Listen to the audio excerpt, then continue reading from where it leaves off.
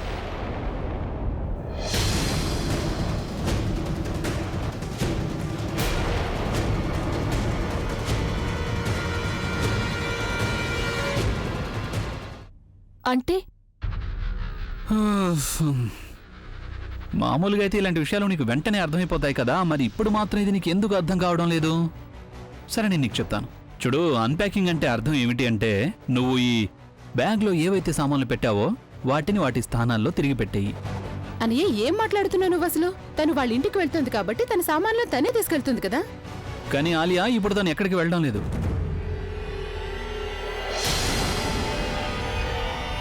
ఎందుకు ఎందుకు వెళ్ళొత్తాను?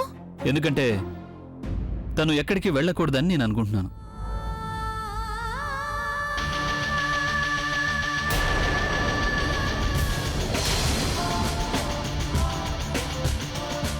నువ్వు అసలు ఏమనుకున్నావు?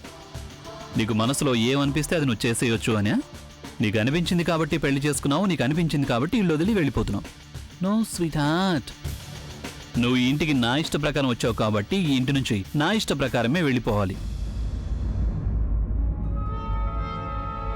ఇప్పుడు నేను నిర్ణయించుకున్నాను, నువ్వు ఈ ఇంటి నుంచి వెళ్ళాలి అంటే అది నీకు పెళ్ళైన తర్వాత.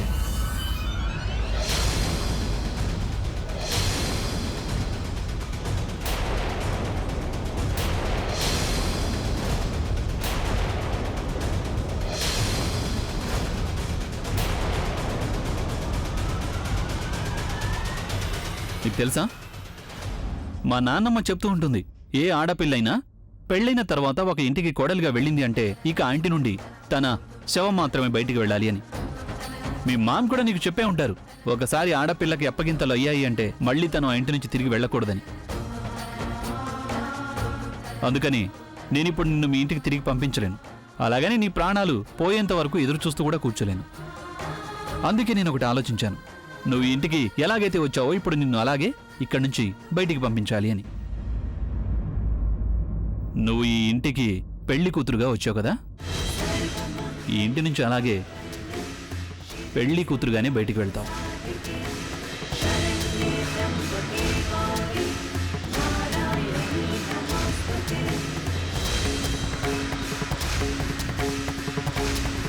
మీరు నాకు పెళ్లి?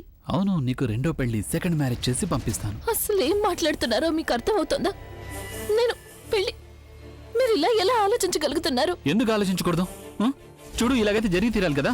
నువ్వు ఏ పనినైతే ఇంటి లోపల చేయగలిగావో అదే పనిని ఇంటి బయట కూడా చేయొచ్చు కదా.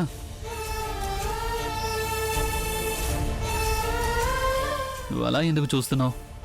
ఇదంతా నేను నీ మంచి కోసమే చేస్తున్నాను. చూడు, ఈ రోజు కాకపోతే రేపైనా ఈ ఎంఎంఎస్ అయితే బయటికి వెళ్ళి తీరుతుంది. ఆ తర్వాత అందరూ కామెంట్ చేస్తారు, నిన్ను ఎగతాళి చేస్తారు. ఆ తర్వాత మీరిద్దరు పెళ్లి చేసుకోవడం తప్పించి మీకు మరో దారి ఉండదు కదా. అందుకే నేను ఇప్పుడే పెళ్లి చేస్తా అంటున్నా. నేను ఎదుటి వాళ్ల కోసం ఏ పని చెయ్యను.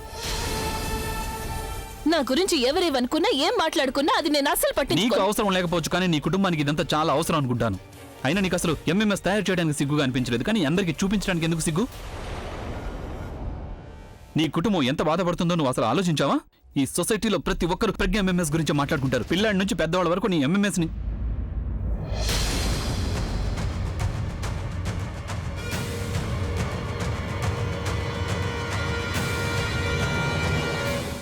నీ గురించి కాకపోయినా కనీసం మీ అమ్మ గురించేనా ఒక్కసారైనా నువ్వు ఆలోచించావా?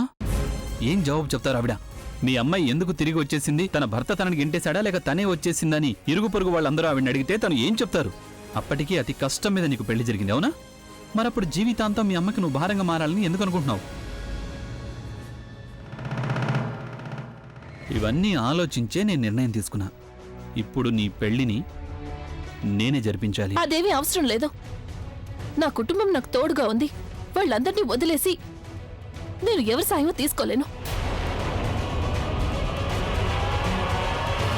అనియా, నువ్వేం చేస్తున్నావు? తనంతటి తానే ఇంట్లోంచి వెళ్ళిపోతుంది కదా, అప్పుడు పెళ్లి అది ఇది అంటూ ఈ డ్రామాలేంటి? నాకేం అర్థం కావడం లేదు అసలు. ఆలియా, ఇది మా ఇద్దరికి సంబంధించిన విషయం.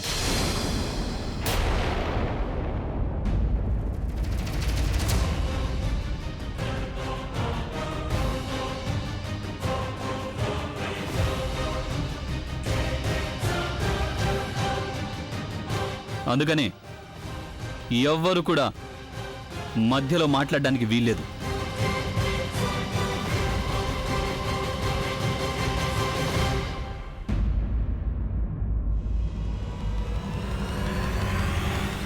నువ్వు ఇప్పుడేమన్నావు? నీకు నా సహాయం అవసరం లేదా? నీకు తెలుసా నీ ఈ పద్ధతులున్నాయే అవన్నీ 80s కి సంబంధించిన సినిమాలో డైలాగ్స్ లా ఉంటాయి. ఇవన్నీ కేవలం వినడానికి చాలా బాగుంటాయి, కానీ ప్రాక్టికల్గా అయితే ఇంపాసిబుల్. అందుకనే మనకి లాభం కలిగించే విషయం ఏదైనా ఉంది అంటే అలాంటప్పుడు మనం రూల్స్ గురించి అసలు కొంచెం కూడా మాట్లాడకూడదు. కమాన్, నువ్వు చాలా అలసిపోయి ఉంటావు. ఇవన్నీ ప్యాక్ చేసావు కదా, మళ్ళీ వీటిని అన్ప్యాక్ కూడా చేయాల్సి ఉంటుంది. అలాగే చాలా ఏర్పాట్లు చేయాలి, ఎందుకంటే ఇప్పుడు నీకు అప్పగింతలు కూడా జరుగుతాయి ఇంట్లో. అది కూడా 2 రోజుల్లోనే.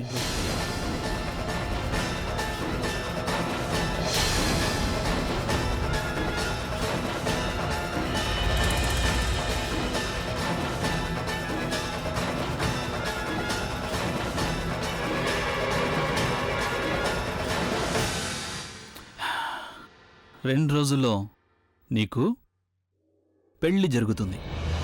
కమాన్, నువ్వు ఎంత పెద్ద రియాక్షన్ ఇస్తున్నావో అది అంత కష్టమైన పని కాదు. It's simple. ఏ విధంగా అయితే నువ్వు నా భార్యగా ఈ ఇంట్లో ఉంటున్నావు, అదే విధంగా నువ్వు నా డివోర్సీ లాగా కూడా ఉండొచ్చు. ఆ తర్వాత ఎలాగో నువ్వు నీ భూతద్దాలతో పాటు. చాలా ఆపండి. నేనెవరిని పెళ్లి చేసుకోవాలనుకోవడం లేదు. ప్లీజ్ నన్ను మా ఇంటికి వెళ్ళనివ్వండి.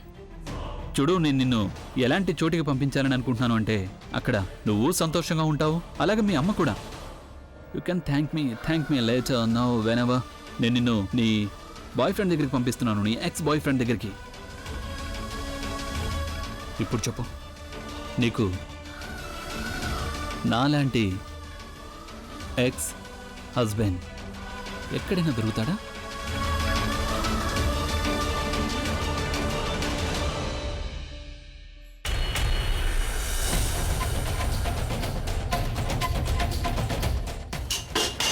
ఇంకేమీ ఆలోచించొద్దు.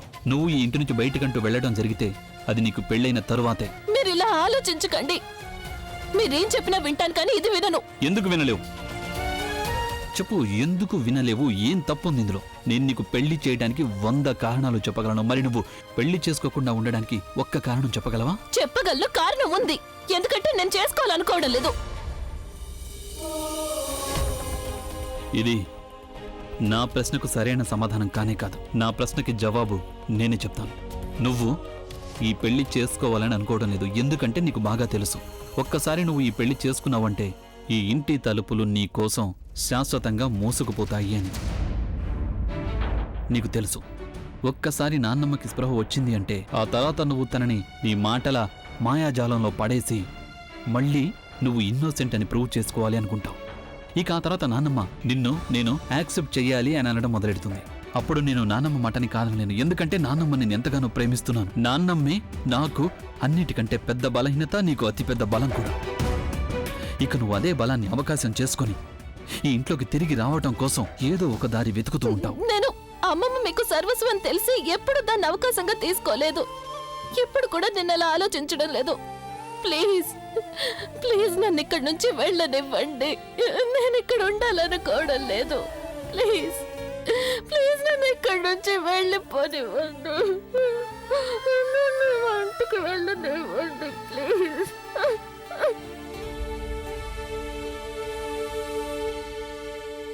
నేను నీ కళ్ళకి పిచ్చివాళ్లా కనిపిస్తున్నానా? నువ్వేమనుకుంటున్నావు? నీవు డివోర్స్ తప్ప ఇంకేమీ అడగలేదు అంటే నీ బుర్రలో అసలు ఏముందో ఏంటో దాని గురించి నాకు అసలు తెలీదనా?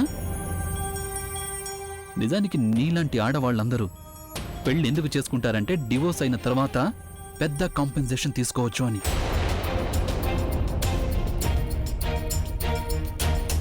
ఏమన్నావు నువ్వు? డివోర్స్ అయిన తర్వాత కూడా నువ్వు ఈ ఇంటికొచ్చి నాన్నమ్మని పిల్లల్ని కలవాలనుకుంటున్నావా? అయితే నువ్వే చెప్పు నాకు, ఎందుకు నాన్నమ్మని కలవాలనుకుంటున్నావు? డివోర్స్ అయిపోయిన తర్వాత కూడా నీకు పిల్లలతో ఏం పని ఉంటుంది చెప్పు? ఎందుకంటే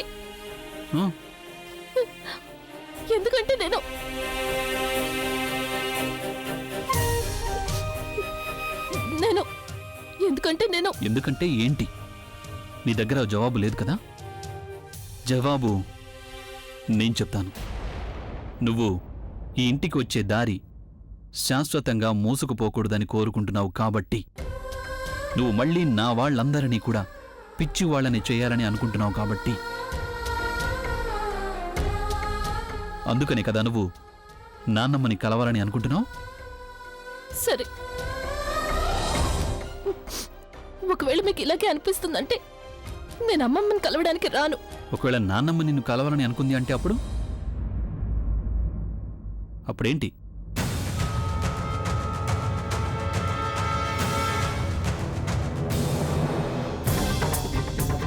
ఈ విషయం నీకు చాలా బాగా తెలుసు. నాన్నమ్మకి స్పృహ వచ్చింది అంటే తను ఖచ్చితంగా నిన్ను కలవాలని అనుకుంటుంది, నిన్ను చూడాలని కోరుకుంటుంది.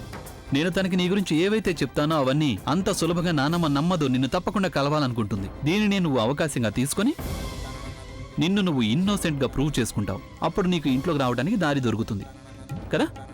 కానీ నేను ఈ రిస్క్ తీసుకోలేను, అలాగే నేను నీకు ఛాన్స్ కూడా ఇవ్వలేను. నువ్వు ఈ ఇంట్లోకి మాత్రమే కాదు, నా లైఫ్లోకి తిరిగి రాకూడదు. ఇక దానికోసం నువ్వు ఈ పెళ్లి చేసుకోవడం చాలా అవసరం.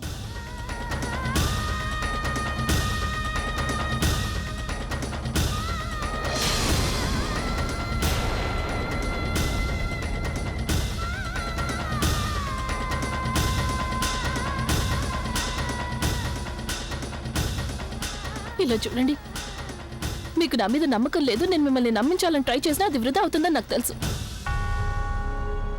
అయినా ఇప్పుడు మనిద్దరికీ డివోర్స్ అయిపోయింది. అందుకని నా జీవితం గురించి ఎలాంటి నిర్ణయం తీసుకోవాలి అన్నా కేవలం నాకు మాత్రమే అధికారం ఉంటుంది. మీరేదైతే చేస్తున్నారో అది తప్పు మాత్రమే కాదు, ఇది క్రైమ్ అవుతుంది. ఇలా పెళ్లి చేసుకోమని మీరు ఎవరిని ఒత్తిడి చేయలేరు కదా. నీకు తిన్నగా చెప్తే అర్థం కాదు కదా. ఇందాకటి నుంచి నేను ఎంతో ప్రేమగా చెప్తున్నాను, నేను నీకు ఫేవర్గా మాట్లాడుతున్నాను. ఎందుకంటే తర్వాత ఎవ్వరూ అనకూడదు కదా నేను నీకు అన్యాయం చేశాను అని. అయినా నీకేదైనా మంచి జరగటం తర్వాత మంచి చేయాలనే ఆలోచన కూడా నాకు రాకూడదు. నువ్వు వెళ్ళాలని అనుకుంటున్నావు కదా, అయితే వెళ్ళు. కానీ ఒక్క విషయం గుర్తుపెట్టుకో, నువ్వు ఈ ఇంట్లోంచి బయటికి వెళ్ళిన వెంటనే అదే టైంలో నీ ఎంఎంఎస్ కూడా బయటికి వచ్చేస్తుంది. ఆ ఎంఎంఎస్ని నేనే స్వయంగా అప్లోడ్ చేస్తాను.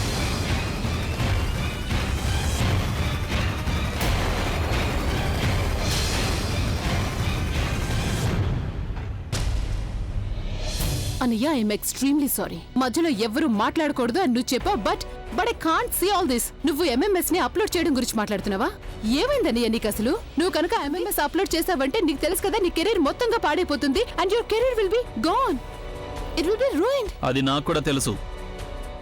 అయినా సరే నేను అలాగే చేస్తాను ఆలియా.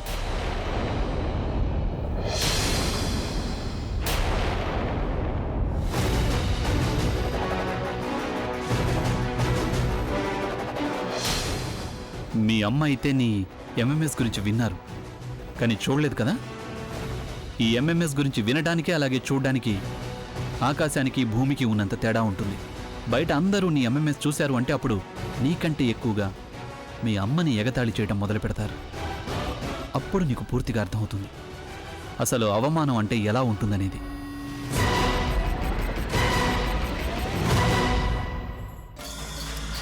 అలాగే మీ అందరికంటే ఎక్కువ అవమానం నాకే జరుగుతుంది. నా పేరు, నా రెప్యుటేషన్, నా కెరియర్ అన్నీ అంతం అయిపోతాయి, అన్నీ. ఒకవేళ నేను ఈ వీడియోని అప్లోడ్ చేయలేదు అంటే అప్పుడు ఇంకెవరైనా చేస్తారు. అందుకే నేనే స్వయంగా ఈ వీడియోని అప్లోడ్ చేయాలనుకుంటున్నాను. ఎందుకంటే నాకు తృప్తిగా ఉంటుంది. ఏ మనిషి నన్ను నాశనం చేసిందో ఆ మనిషిని నేను ఊరికే వదిలిపెట్టలేదు అని. అలా చేస్తే నాకు కనీసం కొంతైనా ప్రశాంతంగా ఉంటుంది. ఒకవేళ నేను చెప్పింది నువ్వు విని ఈ పెళ్లి చేసుకున్నావు అనుకో, బయట ఎవరైనా చూశారనుకో ఈ వీడియోని, ఇది భార్యాభర్తల వీడియో కదా, ఇందులో తప్పే ఉంది అనుకుంటారు. అప్పుడు నీకు అవమానం జరగదు, నాకు జరగదు. కానీ నువ్వు నిర్ణయం తీసుకున్నావు కదా, ఇక వెళ్ళు. వెళ్ళి నువ్వు ఏం చేయాలనుకుంటే అది చెయ్యి. ఆ తర్వాత నేనేం చేయాలో అది చేసి చూపిస్తాను.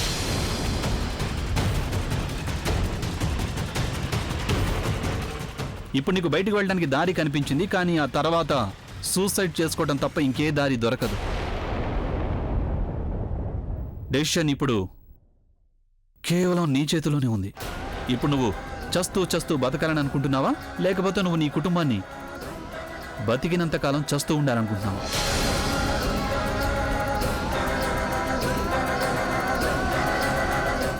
నీకు 5 నిమిషాలు టైం ఇస్తున్నాను. 5 నిమిషాల్లో ఈ వీడియో అప్లోడ్ అయిపోతుంది. ఇక ఆ తర్వాత దీనంతటికీ కారణం నువ్వే అవుతావు. ప్లీజ్ ప్లీజ్ అలా చేయకండి, దయచేసి దయచేసి ఆపండి. ఈ వీడియో నీ మాటలతో కాదు, నీ పెళ్లితోనే ఆగుతుందని తెలుసుకో. ఇంకా 4 నిమిషాలే టైం ఉంది నీ దగ్గర. మీరు నా మీద పగ తీర్చుకోవడానికి మిమ్మల్ని ఎందుకు శిక్షించుకుంటున్నారు? ప్లీజ్ మీరు దాన్ని ఆపండి. ఇది నా డెసిషన్. నేను ఇలాగే చేసి తీరతాను.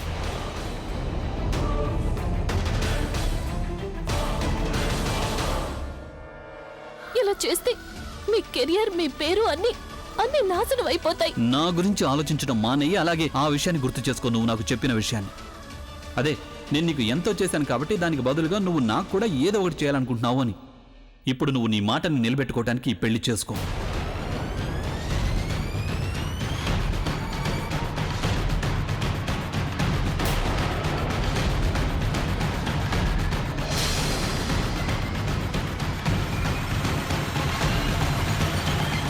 And your time is up.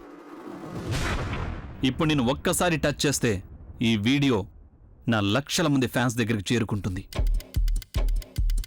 మన ఇద్దరి ఈ నాశనానికి నీకు చాలా చాలా శుభాకాంక్షలు.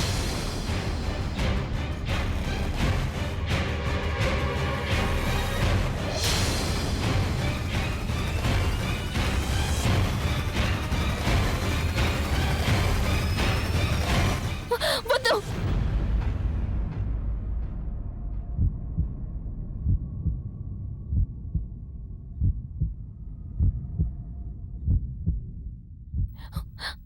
మీరేం చెప్తే అది చేయడానికి సిద్ధంగా ఉన్నాను.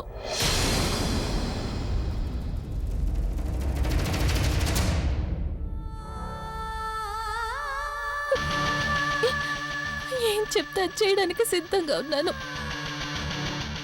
అంటే దీని అర్థం నువ్వు సురేష్ని పెళ్లి చేసుకోవడానికి సిద్ధంగా ఉన్నావా?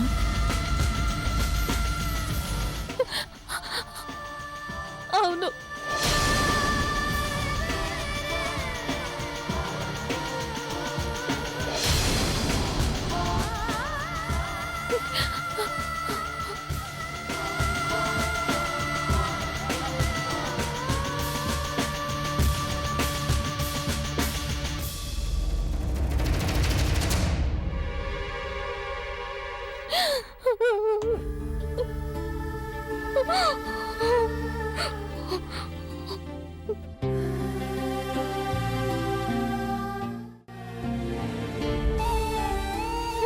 అమ్మమ్మ ప్లీజ్ లేవండి. చూడండి ఇంట్లో ఏం జరుగుతుందో. ఇదంతా తప్పు. ఇదంతా మీరే ఆపగలరమ్మమ్మ. ప్లీజ్ లేవండి. ఇది మీ ఇల్లు, మీ కుటుంబం, అందరూ మీ వాళ్ళే కదమ్మమ్మ. మీరే ఇదంతా చక్క పెట్టగలరు. ఎందుకంటే నాకు ఏదైతే బాధ్యతనిచ్చారో దాన్ని నేను నిర్వర్తించలేకపోయానమ్మమ్మ. నేను ఎంతగా సంభాళించాలని ప్రయత్నించానో అంతగా అది పాడైపోతూ వస్తోంది. నేను అలసిపోయానమ్మమ్మ. ఇక నా వల్ల కావడం లేదు. నేను ఇంటి కోడలిగా వచ్చాను. ఇక్కడుండి నేను అలాగే తిరిగి వెళ్ళాలనుకుంటున్నాను. కానీ మీరు ఇలా మౌనంగా ఉన్నారు అంటే ఇదంతా ఎలా కుదురుతుందమ్మమ్మ? అమ్మమ్మ ప్లీజ్ అమ్మమ్మ లేవండి. ప్లీజ్ ప్లీజ్ లేచి ఇదంతా ఆపండి అమ్మమ్మ. ప్లీజ్ అమ్మమ్మ.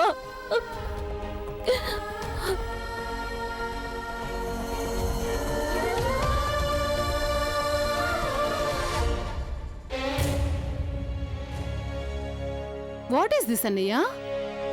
నువ్వు అసలు ఏం చేస్తున్నావో నాకేం అర్థం కావడం లేదు. పెళ్లి నాటకం ఆడాల్సిన అవసరం ఏమొచ్చింది? తనంతటి తానే బయలుదేరి వెళ్తానంటుంది కదా, కానీ నువ్వు తను ఆపేసావు ఎందుకన్నయ్య? Why did you do this? ఎందుకు ఇదంతా చేస్తున్నావు? That's because you are a stupid girl Alia. What? నువ్వు విదేశాల్లో చదువుకున్నచో ఫారిన్ డిగ్రీలు కూడా ఉన్నాయి నీ దగ్గర, కానీ ఇంకా నీకు తెలివితేటలు రానిలేదు కదా. అందుకని చిన్న పిల్లల్లాగా నేను నీకు ప్రతి విషయాన్ని విడమర్చి చెప్పాల్సి వస్తుంది ఆలియా. నువ్వే కదా నా దగ్గరికి వచ్చి చెప్పావు ప్రజ్ఞ ఆలిమిని తీసుకోవడానికి నిరాకరించింది అని. కానీ తను అలా ఎందుకు చేయాలనుకుంటోందని నువ్వు తెలుసుకోవడానికి ట్రై చేసావా? ఈ ఆలోచన వెనుక చాలా పెద్ద గేమ్ ప్లే ఉంది ఆలియా. నేను ఈ గేమ్లో చిక్కుకోవడానికి ముందే నేనే తనని గేమ్లో ఇరికించాలి అని అనుకుంటున్నాను. నువ్వు ఇలా చూడలేనా? నేను ఎప్పుడైతే పెళ్లి గురించి మాట్లాడానో అప్పుడు తన కళ్ళజోళ్ళ నుంచి బయటకు వచ్చేసాయి. ఈ విషయం అయితే నిజమే. అప్పుడు తన మొహం పూర్తిగా మారిపోయింది.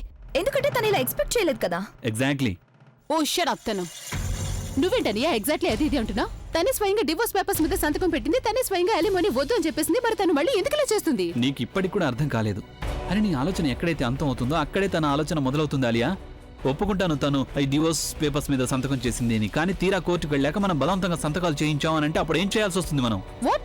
వాట్ రబీష్ అనియా? ఇదైతే అబద్ధం కదా, తను అబద్ధం చెప్పినట్టే కదా. అది కోర్టు ఆలియా. కోర్టులో అబద్ధాన్ని నిజమని నిరూపించడానికి ఏళ్లు పడతాయి. Come here, come. అన్నయ్య ఆలియా, నువ్వు చాలా ఇన్నోసెంట్ గర్ల్ ఆలియా. నువ్వు చాలా స్వీట్ ఇంకా నైస్. అలాగే నువ్వు ఎవరికి చెడు చేయాలని ఆలోచించవు. అందుకే ఎదుటి వాళ్ళ గేమ్ నీకు అసలు అర్థం కావడం లేదు ఆలియా. లేదు అబ్బి, నువ్వు నీ చెల్లెని అండర్ ఎస్టిమేట్ చేస్తున్నావు. ఆలియా గనుక తలుచుకుంటేనా తన శత్రువుని నాశనం చేసేస్తుంది కదా ఆలియా. నేను సరిగ్గానే చెప్తున్నానుగా. తను నా చెల్లెలు, చాలా అమాయకురాలు. తను ఎప్పటికీ ఆ కళ్ళజోడ్లాగా మారాలని నేను కోరుకోవడం లేదు. ఆల్ రైట్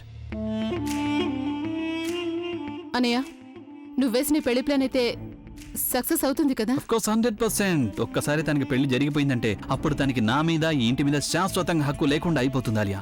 హై ఫై బేబీ. ఆ తర్వాత మనిద్దరం పెళ్లి చేసుకోవచ్చు. ఇక అప్పుడు తన ఇంటికి వచ్చే ఛాన్సెస్ 0.